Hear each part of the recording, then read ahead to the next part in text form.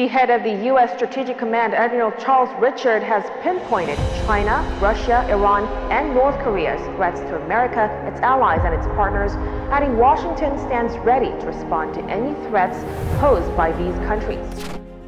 Dalam sebuah berita yang dirilis tahun 2020 lalu, sebuah hal mencengangkan disebutkan oleh Kepala Komando Strategis Amerika Serikat, Laksamana Charles Richard, kalau Tiongkok, Rusia, Iran, dan Korea Utara memulai kerjasama mereka.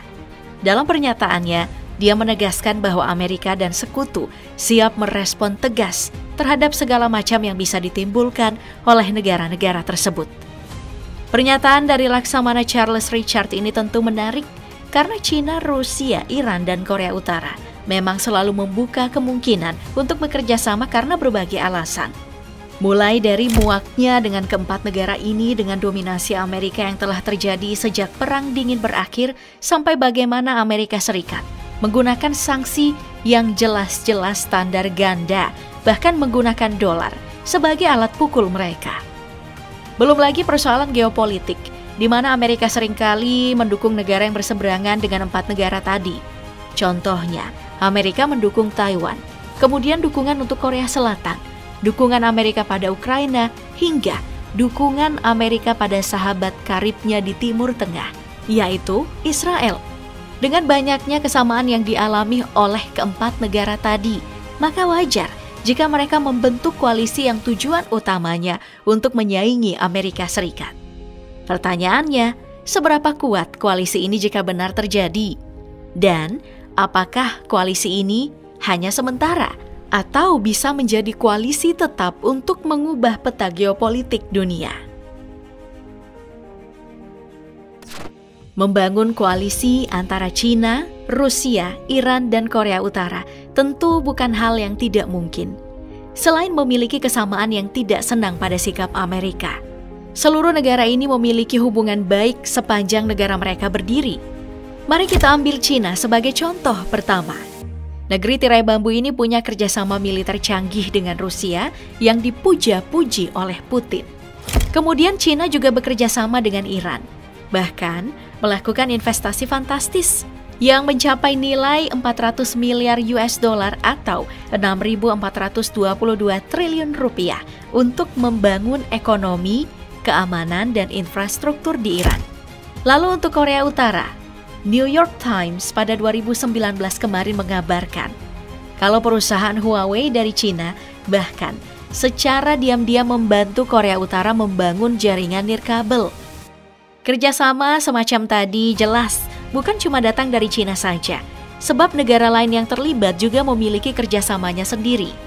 Contoh lagi, Rusia menjual berbagai peralatan militer baru pada Iran, seperti jet tempur Su-35 dan juga sistem pertahanan udara S-400.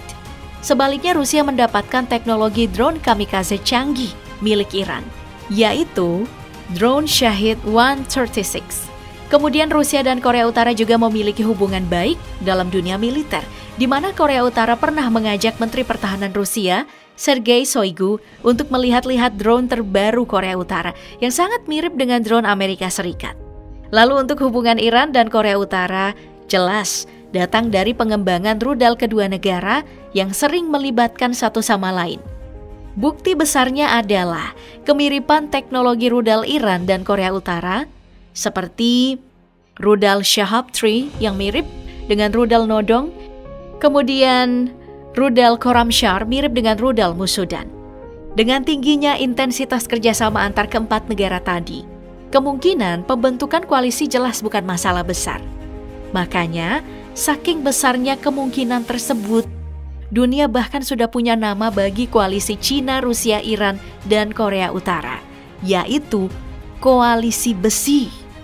Bicara tentang koalisi yang bisa dibentuk China, Rusia, Iran, dan Korea Utara, tentu saja yang paling khawatir dengan koalisi ini adalah pihak oposisi, seperti Amerika Serikat dengan negara dukungannya. Mulai dari Taiwan, Ukraina, Israel, Korea Selatan, hingga negara-negara NATO yang dekat dengan Amerika. Ancaman dari koalisi besi ini memang sangat nyata, karena Kekuatan militer keempatnya emang bukan isapan jempol belaka. Dari data yang didapatkan, koalisi ini akan memiliki total personil militer yang mencapai 10.080.000 personil. Kemudian kemampuan finansialnya juga mewah, karena mampu menggelontorkan total dana mencapai 351,4 miliar US dollar atau 5.708 miliar rupiah. Jumlah uang yang bisa digelontorkan ini menjadi menarik karena 3 negara yang menjadi bagian koalisi besi tengah menerima sanksi barat, yaitu Rusia, Iran, dan juga Korea Utara. Kekuatan militer dari 4 negara ini tentu saja bukan cuma datang dari jumlah personil dan uang yang mereka miliki, namun juga datang dari berbagai persenjataan canggih yang mereka buat secara mandiri.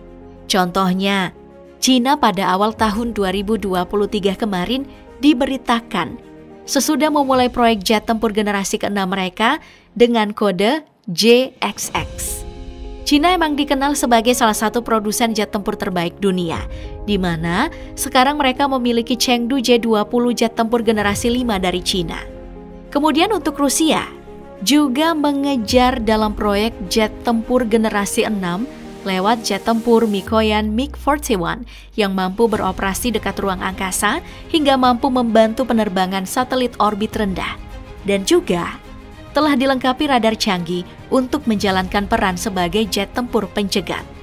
Selain jet tempur, Rusia juga memiliki pertahanan udara yang bukan main mengerikan, yaitu S-400 yang diklaim mampu mendeteksi jet tempur siluman tercanggih F-35 Lightning II milik Amerika Serikat, dan juga mencegat rudal balistik antar benua yang membawa hulu ledak nuklir. Gak cukup sampai di situ.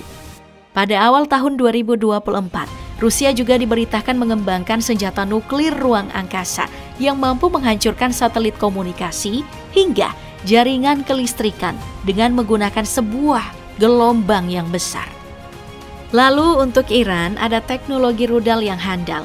Salah satunya adalah rudal Khaibar-Sheikhan yang punya jangkauan mencapai 1.450 km. Nah, bagaimana nih dengan Korea Utara? Negara Kim Jong-un ini jelas punya teknologi rudal balistik antar benua yang ditakuti oleh semua negara rivalnya, termasuk Amerika Serikat. Salah satu rudal balistik yang paling ditakuti adalah Hwasong-18 yang punya jangkauan mencapai 15.000 km. Jangkauan ini bukan cuma bisa mengenai Korea Selatan, tapi juga mengenai seluruh wilayah Amerika Serikat. Seramnya lagi nih, Hwasong-18 mampu membawa hulu ledak nuklir yang kekuatannya 26 kali lebih kuat ketimbang bom atom yang jatuh di Hiroshima. Dengan seluruh ancaman yang datang dari senjata militer tadi, ternyata ancaman dari koalisi besi ini belum cukup sampai di situ karena masih ada ancaman keamanan cyber yang bisa memporak-porandakan. 3 dari 4 negara yang terlibat dalam koalisi ini yaitu Cina, Rusia, dan juga Korea Utara memang dikenal memiliki koneksi dengan berbagai grup hacker yang berasal dari negara mereka. Mari mulai dari Cina yang dikaitkan dengan 3 grup hacker yaitu Red Golf, APT41, dan Barium. 3 grup ini dilaporkan pernah membobol 6 situs pemerintahan Amerika Serikat, serta ratusan organisasi, perusahaan, dan juga manajemen industri milik Amerika Serikat. Kemudian Rusia sangat terkenal dengan sebuah serangan yang bernama The Snake Malware. Snake Malware ini menyerang berbagai sendi dalam pemerintahan Rusia. Mulai dari data penelitian COVID-19, organisasi pemilu, perusahaan alat kesehatan, perusahaan energi, pengolahan air, industri mainan, koordinasi penerbangan, bahkan bisa mencapai industri pertahanan, dan juga data pengembangan nuklir.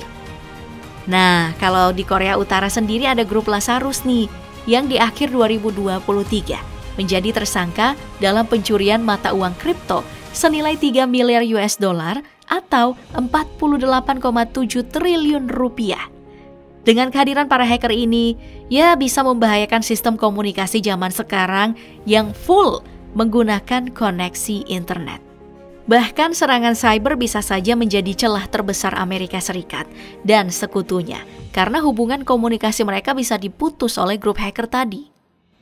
Dengan semua kemampuan yang dimiliki oleh China, Rusia, Iran, dan Korea Utara yang telah kita bahas, gak diragukan lagi kalau koalisi ini akan jadi koalisi raksasa penantang Amerika Serikat dan sekutu. Sayangnya, koalisi ini juga punya tantangan sendiri. Mulai dari jauhnya medan perang yang melibatkan keempat negara karena terpisah wilayah yang sangat jauh. Kemudian ada juga sentimen penggunaan nuklir di mana China, Rusia, dan juga Korea Utara tentu tidak ingin mendapat pesaing baru di Asia yang memiliki senjata nuklir. Makanya transfer teknologi persenjataan berhulu ledak nuklir ke Iran belum pernah dibicarakan.